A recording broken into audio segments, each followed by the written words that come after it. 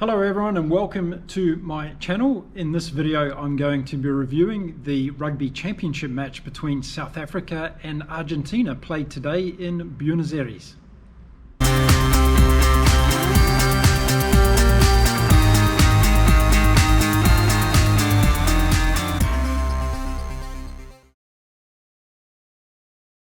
Today I'd just like to commiserate the passing of Eddie Butler, a fantastic player for Wales and also a sports broadcaster who passed away this week. Eddie was the voice of Welsh rugby and has done an amazing job as a broadcaster since he retired from the game. He played his club rugby with Pontypool and he went on to cap with Wales 15 times and he captained Wales on 6 of those occasions. So sad news today out of the world of rugby and the rugby family community with the passing of Eddie Butler in the last couple of days, and our wishes are his wife and his 6 children who he leaves behind, and let's all remember Eddie Butler.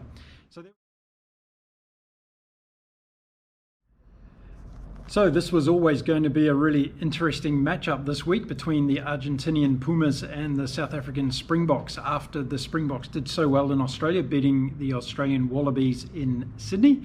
And the Pumas coming off a devastating loss in New Zealand. Were they going to be able to back it up today and turn things around in front of their home crowd in Buenos Aires?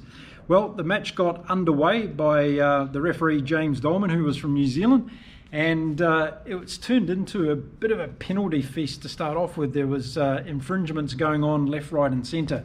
And this made for the whole match to be a little bit scrappy to start off with. Argentina went ahead 3-0 with a penalty after a few minutes. And then South Africa got their own response to that penalty. So it was 3-3. And it wasn't until a little bit later on in the first half where we saw Willemse in the 14th minute actually miss a penalty from right in front, and this kind of highlighted a problem the Springboks have at the moment with goal kicking. They don't seem to have a goal kicker who has a high percentage of success with goal kicking, and I'm sure the team and its supporters will be looking for a solution to this before they head into the World Cup next year, because a World Cup can definitely be won and lost with penalty kicking. We moved on to the 21st minute, and after sustained pressure from the Springboks, they were awarded a penalty try.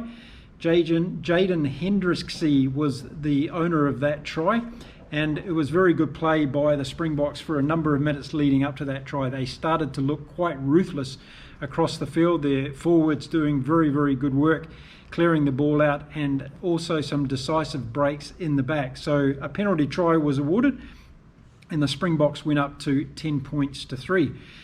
As a result of that penalty try, Carreras from Argentina was put in the sin bin, and the Argentinians would be down to 14 men, and you automatically thought this was going to be trouble for them, with the Springboks having the numerical advantage on the pitch.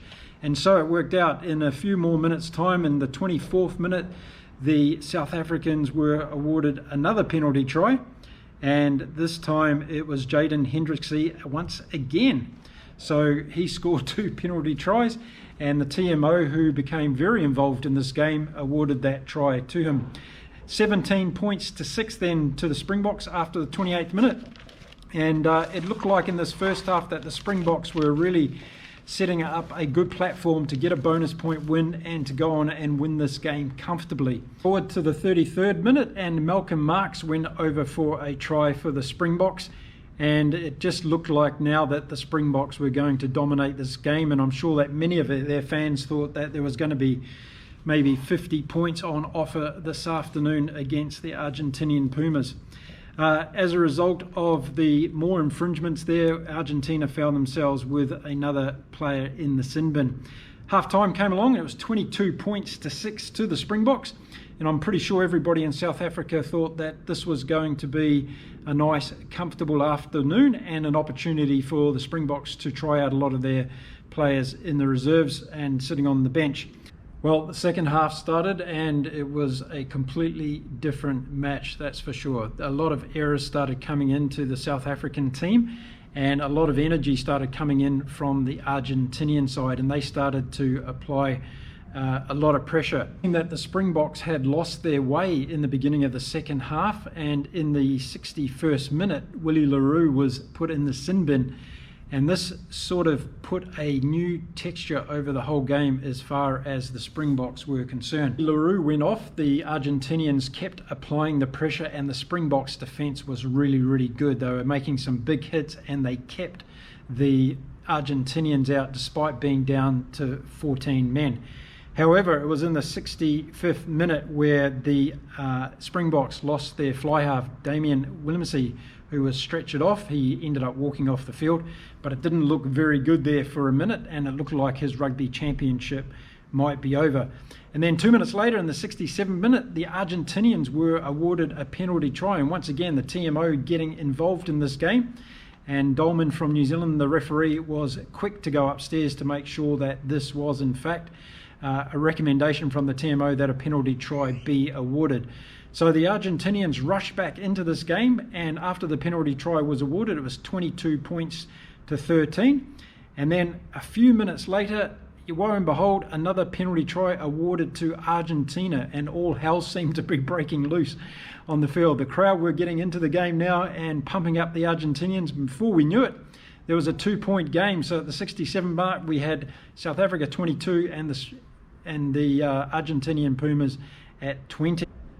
So 10 minutes to play and a 2-point game. It could have gone either way, but the Springboks started to reassert themselves again, and in the 75th minute, Delalende went over for a try to put it out of reach of Argentina. So they went ahead 29-20, the South Africans. And then in the 80th minute, Malcolm Marx went over to score a consolation try to put the Springboks out to 36 points to 20, which was the final score in this match. And what a game it was. Definitely a game of two halves. I think in the second half, in the beginning of the second half, the Springboks definitely lost their way. And the Argentinians, once they got some wind in their sails, they came back screaming. And who knows, things could have been very, very different. However, the Springboks ended up winning this match. I don't think they'll be very pleased with that second half performance after their dominant first half performance. As I said, at half time, everybody would have thought that the Springboks were going to walk away with this one. But it was a different looking team that came out in the second half as far as the way they played the game. And once the Argentinians got a little bit of momentum going and that big crowd came into being a factor as well, the game could have gone anyway up until those last 10 minutes. But the Springboks got the win, and they got the bonus point, and it'll be interesting to see what happens next weekend when the All Blacks take on Australia at Eden Park, the fortress in New Zealand. Can the Kiwis come out with not only a win, but also a bonus point win? And we see Argentina now travelling to Durban in South Africa to take on the Springboks on their home territory. That's going to be a fascinating match as well. Well, for me, Argentina haven't really turned up in these last two games. It's hard to believe that they beat New Zealand in New Zealand just a couple of weeks ago, how quickly the world of rugby can change. And they haven't found that kind of form again. And this is something that's been fairly consistent with Argentinian rugby over the last few years, as they have a couple of good, strong performances. In the case of this season, they've had some strong wins, but they haven't been able to back that up and have consistency in their game. I think this is going to be a very important component of their plan when they go into the Rugby World Cup, is to find consistency. Otherwise, when it gets to that knockout stage, and if they make it to that stage, they're going to be in a lot of trouble if they can't put back-to-back wins together. On the flip side, the South Africans are finding form at different stages. They weren't as clinical today for the whole match as they were against Australia, I felt. They played a good first half. They looked ruthless. They looked like they turned up with energy, but they really lost their way in the beginning of that second half. And towards the end of the game, they pulled it back together to go away. And so there we go, an interesting game from Buenos Aires today, and it sets us up perfectly now for a fantastic weekend next weekend when we see the last two matches in the Rugby Championship for this year. Let me know what you thought of this game. It was very interesting from a number of different perspectives. Do you think that the South Africans lost their way in the beginning of the second half? Do you think it was because of the Argentinians playing well, or do you think the Springboks just fell off the sails a little bit? Interested to hear your views about that. Also interested to hear about what you think about the referee today and the involvement of the TMO. That was quite an interesting aspect of this game, and whether or not this is a good thing or bad thing for World Rugby, as we're seeing so many TMO interventions in the game and it just seems to be breaking up the game's flow. But I'd like to hear your opinion on that. So there we go, folks. Thanks again for supporting my channel. Great game of rugby again today. Could have gone either way. And we look forward to an exciting conclusion to the Rugby Championship from New Zealand and from South Africa next weekend. Make sure you tune it in here to my channel, and I'll be giving you a preview and a review of next weekend's matches. Until then, stay well everybody and enjoy your rugby.